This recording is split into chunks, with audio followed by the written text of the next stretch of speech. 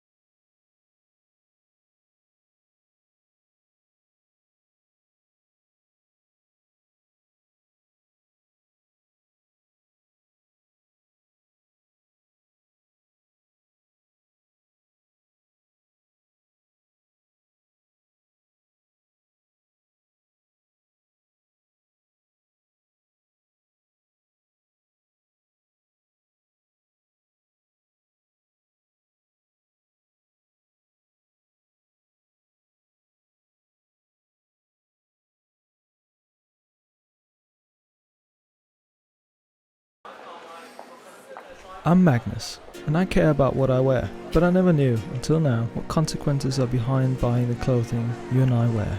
We buy a lot of clothing. We buy it to feel good. We buy it to express something about ourselves, our personality and identity. We buy it to keep warm and dry, simply to survive. But when we do, most of us rarely think about where, who and how a fashion product was made.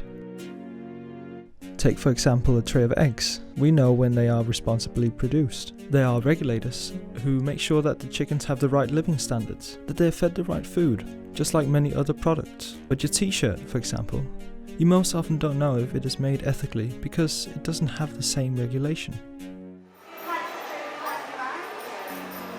The current way we buy clothing works for the Western world, but not for the underdeveloped world. You might have heard of fast fashion. It's an industry model that focuses on producing clothing fast, cheap, and in large quantities. And although there are different opinions on what makes a brand fast fashion, there's a method that arguably defines it. To make a pair of jeans, for example, Primark will look to have them made in countries with some of the lowest minimum wages in the world, such as China, India, and Bangladesh, where they in 2020 had 777 out of the 1,033 factories. Sarah's supply chain, for example, claimed that their workers in Asia earn about 35p an hour. There will be poor areas, every country has a poor area, but every country also has a middle class. Well, most countries have a middle class. These countries either are poor or they're rich. Whilst other sources claim that many workers earn as little as $2 a day in Bangladesh. Do you think you'd be able to survive off that money? No, definitely not. That's the minimum wage for garment factory workers in Bangladesh. Oh my gosh. They're being hit while they're down. They're underdeveloped, so people are just taking advantage of them. And this allows Primark and Sarah and many other brands to produce their fashion products cheap, efficiently and in thousands, meeting our demands so that you can buy them for a cheaper price and in bags upon bags full of it. With this in mind, brands that can be regarded as fast fashion retailers are many. What's your favourite clothing store? Primark. Primark. They have every single style in there. Mine's probably like H&M. There's more of like an array of stuff. Probably Primark, but if it was online, probably Shein. Primark is cheap and easy and it has clothes that I wear. Probably Shein as well. Shein? Yeah. Because I like the prices and the clothes are quite good quality. Although a lot of these clothing are often not made very well, because the retailers want you to keep buying their product. And even if the clothing does last, for many people, trends change and they change fast. During the UK's first lockdown in the COVID pandemic, Brits discarded 67 million items of clothing as part of their lockdown clear-outs. This might sound pretty normal, since the UK has a population of 68 million people, making it just about one piece of clothing a person. But the issue is that clothing, worth a potential £958,611,987, went to landfill. Besides, this is only clothing. We don't account the 22 million shoes in this figure. All of this in just one lockdown. Normally, on a yearly basis in the UK, we send clothing worth an estimated £140 million to landfill. So we can figure that the UK's landfills are kept busy, especially during a pandemic. Charity shops are one of the ways we can avoid throwing our fashion products to landfill.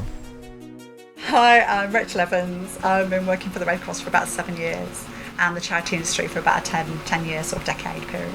I think they're an unbelievable charity. We have a recycling company that takes everything away that we cannot physically sell.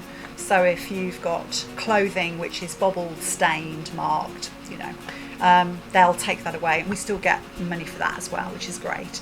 And that goes to countries that have very little, so somebody will still use those items. Sometimes they will get made into other things. Do you ever shop second-hand clothes? Yeah, sometimes. I don't think I have. I've not really seen anything like that I would like. Sometimes it depends what I'm looking for. No, not really. We as a charity, and all charities actually, are doing our bit to try and combat fast fashion. Places, like Primark, as much as they're amazing, the range they have is incredible, but the way that they create maximum amounts is not good for the environment. Well, obviously you've got charity shops, but you could also sell them online, donate them to, clothing banks, homeless people. There's lots of ways. You can give them to somebody else. There's charity bags. They can be reused, remade into other things. I give them to my sister. Yeah. I'd probably give them to a charity shop. I usually give it to my sisters, or it goes to Cash for Clothes. I give it to my cousins, or they normally go to charity shops. Another way we can decrease the amount of our clothing that goes to landfill is by considering what we need and what we don't. As you're standing there looking at those really nice shoes that have been reduced, try and think twice. Haven't I already got a nice, perfectly fitting and working pair of shoes? Or is that t-shirt for £5 just one of many that I've already got in a drawer or wardrobe? And before you throw your socks in the bin, in case you didn't know, we can recycle textiles in the UK. My point is, begin to look at fashion products as an investment, something to keep and last. Even some brands have in recent years started to act. H&M, for example, has begun using advanced recycling machines that have been developed in Hong Kong that are capable of turning nearly any worn textile into new items of clothing. But it is still important to understand that we, as consumers, can control the industry with our everyday choices. We are the people who are catered to, whose wishes are met. So by taking this into consideration when buying clothing, we can make a change together. We should try to upcycle clothes as much as possible instead of buying new, because there's going to become a certain point where we can't buy new because of the damage we're doing. So we're going to have to upcycle, and we should start doing that earlier rather than later. If we don't start to take action against the harm that we are causing, then there will be consequences. Besides landfills being ugly and taking up a lot of space where nothing can be built on, some textile materials are man-made and can be found in, for example, your football shirt, puffer jacket, jogging clothes, yoga shorts, and many other. And these materials, they don't just disappear into the thin blue air. Nylon, for example, takes up to 40 years to decompose in a landfill, whilst polyester can take between 20 and 700 years, two of the most common man-made materials in your clothing. Yet to make matters worse, they never go away completely because it doesn't biodegrade. Small fragments of the material will therefore remain and pollute our ground and waterways. This is called plastic microfiber pollution. And nowadays, most table salt and drinking water are contaminated with it. You can probably guess the rest of the story.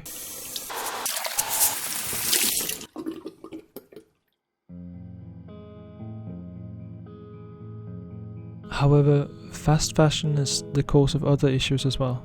Catastrophic impacts on the very people who make our clothing. My last order had blood on the dress. Media in Bangladesh say an 8-story building has collapsed near the capital of Dhaka, killing more than 70 people.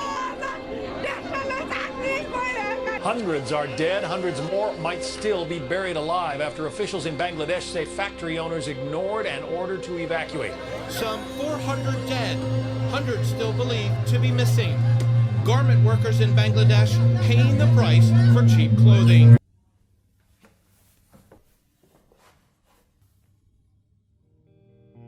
I was originally going to present you with multiple of the issues that the industry is facing, but simply said there's so many that I couldn't fit them all in this film. I would highly suggest that you watch the documentary The True Cost, because beside the landfill issue, it exposed the many other issues that the fast fashion industry is facing. And to be honest with you, it will probably completely change the way that you look at clothing. And if we don't change, fashion won't be forever.